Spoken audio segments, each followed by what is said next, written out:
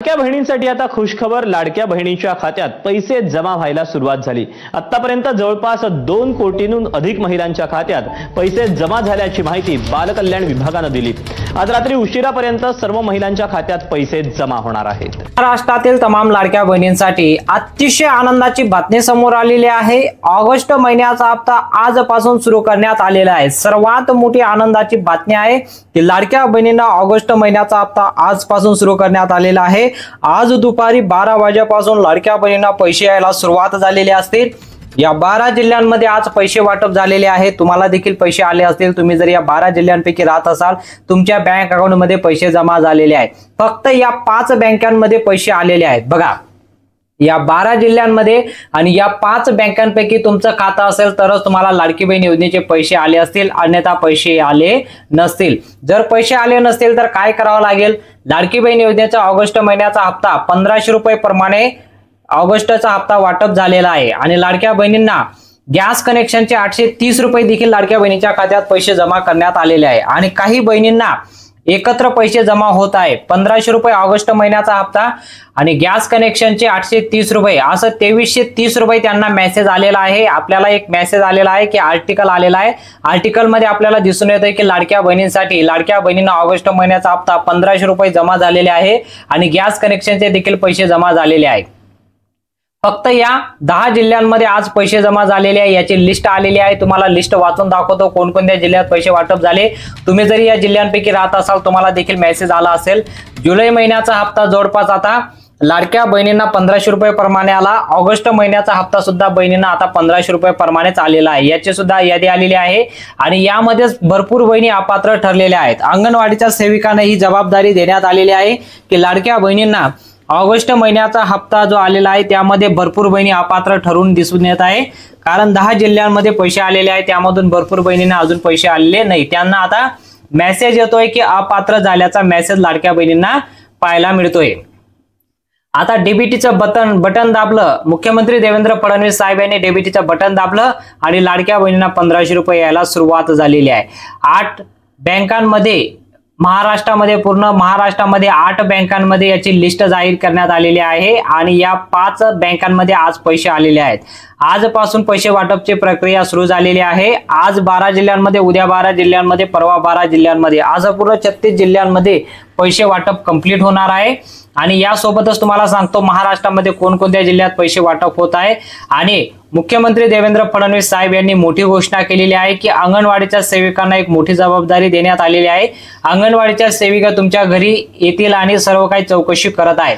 आताच तुम्हाला माहित असेल, यवतमाळमध्ये एक मोठी घटना झालेली आहे की अंगणवाडीच्या सेविका घरोघरी जाऊन महिलांचा लाभ बंद करताना आपल्याला दिसून येत आहे. पण महिलांची जी तक्रार आहे की लाडक्या बहिणींचा लाभ बंद कशामुळे केला जातोय आणि कशाला केला जात आहे. लाडक्या बहिणींना तर आता लाभ भेटलाच पाहिजे, पण राज्य शासनाने जे नियम लावलेले आहेत त्या नियमांमध्ये बहिणी बसत नाही, म्हणून लाडक्या बहिणींचा लाभ बंद करण्याचा राज्य शासनाचा निर्णय आहे. परंतु भरपूर अशा बहिणी आहेत त्या पात्र असूनही त्या अपात्र ठरत आहे. कारण अंगणवाडीच्या सेविका त्यांच्या घरी जाऊन ज्यावेळी डॉक्युमेंट त्यांच्याकडनं व्हेरिफिकेशन करून घेत आहेत, त्या टायमाला लाडक्या बहिणींकडनं वस्तूची सुद्धा चेकिंग सुरू झालेली आहे. तुम्हाला माहित आहे की लाडक्या बहिणींचं उत्पन्न 2.5 लाखापेक्षा कमी नकोय, जास्त नकोय. आणि सोबत त्यांच्या कुटुंबामध्ये कोणाच्याही नावावर गाडी नकोय, त्यांच्या कुटुंबामध्ये कोणाच्या नावावर शेती सुद्धा नकोय. अशा आपल्याला दिसून येत आहे की लाडक्या बहिणी हे चौकशी करत आहे.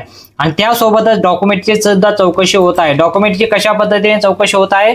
लाडक्या बहिणीनं तुम्हाला माहित असेल तुमचं आधार कार्ड बँक खात्याचे लिंक आहे की नाही ते सुद्धा चेकिंग सुरू आहे. आणि आधार कार्ड जर बँक खात्याचे लिंक नसेल तर तुम्हाला डीबीटीच्या माध्यमातून तुमच्या बँक अकाउंटला पैसे जमा होणार नाही. तुम्ही जरी या 12 जिल्ह्यांपैकी जरी राहत असाल तरी सुद्धा तुम्हाला पैसे येणार नाही. कारण याचे व्हेरिफिकेशन करणं गरजेचं आहे. अंगणवाडीच्या सेविका ज्यावेळेस तुमचं व्हेरिफिकेशन करतील त्याच वेळेस तुम्हाला पैसे जमा होतील. ऑगस्ट महिन्याचा हप्ता तर येईल, पुढील महिना सप्टेंबर महिन्याच्या हप्त्यासाठी तुम्हाला प्रॉब्लेम येणार आहे. म्हणून अंगणवाडीच्या सेविका जर तुमच्या घरी आले तर एकदा व्हेरिफिकेशन करून घेणं गरजेचं आहे. तुमच्याकडे पिवळे रेशन कार्ड असेल, केसरी रेशन कार्ड असेल, पांढरं रेशन कार्ड असेल तर रेशन कार्ड सुद्धा त्यांना दाखवावं लागेल की आमचं हे रेशन कार्ड आहे, आमचं उत्पन्न 2.5 लाखापेक्षा कमी आहे, आमच्याकडे 4 चाकी वाहन नाही आणि आमच्या नावावर कुठल्याही प्रकारची प्रॉपर्टी नाही. आणि तुमच्या कुटुंबामध्ये कोणी सरकारी नोकरीवर सुद्धा नकोय, तुमच्या कुटुंबामध्ये जर कोणी सरकारी नोकरीवर असेल तरी सुद्धा तुमचा लाभ बंद करण्याचा राज्य शासनाने निर्णय घेतलेला आहे। आणि यामधून सर्वात मोठी माहिती जी आलेली आहे, लाडक्या बहिणी जी चौकशी करत आहे, चौकशी दरम्यान भरपूर बहिणी अपात्र केले जात आहे। त्यांच्याकडे मोबाईल आहे, अँड्रॉइड मोबाईल आहे, त्यांच्याकडे मोबाईलमध्ये ॲप आहे, ॲपच्या माध्यमातून त्यांना ऑर्डर देण्यात आलेली आहे की कोणत्या बहिणींना पात्र ठेवायचं, कोणत्या बहिणींना अपात्र करून द्यायचं, हे त्यांना अधिकार दिलेला आहे। फक्त त्या डाटा वगैरे सेव्ह करतील, तुमच्याकडनं सर्व माहिती ते ऑनलाईन पद्धतीने अपलोड करतील।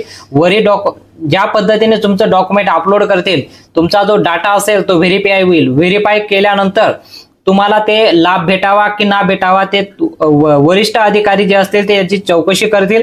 चौकशी दरम्यान जर तुमचं सर्व व्यवस्थित असेल तर तुम्हाला कायमस्वरूपी लाभ भेटेल, आणि चौकशीमध्ये जर काही प्रॉब्लेम आला तर तुम्हाला तुमचा लाभ बंद करण्यात येणार आहे, तुम्हाला दुसरा चान्स भेटणारच नाही। बघा, एकदा कधी तुमची लाडकी बहीण योजनेचा लाभ बंद झाला तर पुन्हा लाडकी बहीण योजनेसाठी तुम्हाला अप्लाय करता येणार नाही आणि पुन्हा तुम्हाला लाभ दिला जाणार नाही। एकदा व्हेरिफिकेशन करून घेणं गरजेचं आहे, आणि ते सुद्धा महत्त्वाचं म्हणजे व्हेरिफिकेशन करताना एक गोष्ट लक्षात घेणं गरजेचं आहे की जर खरोखर तुम्ही गोरगरीब महिला असतील, तुमच्या नावावर कुठल्याही प्रकारची प्रॉपर्टी नाही, कुठल्याही प्रकारचं काही तुमच्या नावावर गाडी वगैरे नाही, शेती नाही, तर तुम्ही बिनधास्त व्हेरिफिकेशन करून घेणं गरजेचं आहे। आता जर कदाचित तुमच्या नावावर 4 व्हीलर असेल, तुमच्या नावावर प्रॉपर्टी असेल आणि अंगणवाडीच्या सेविकांना जे आढळून आलं की तुमच्या नावावर प्रॉपर्टी आहे, शेती आहे, गाडी आहे, तुमच्या कुटुंबामध्ये कोणी सरकारी नोकरी आहे, तर तुम्ही त्याचं व्हेरिफिकेशन कसं करायचं तुम्ही त्याला समजून व्यवस्थितपणे अंगणवाडीच्या सेविकांना ती माहिती देणं गरजेचं आहे। कारण ही राज्य शासनाची योजना आहे, राज्य शासनाची योजनेच्या माध्यमातून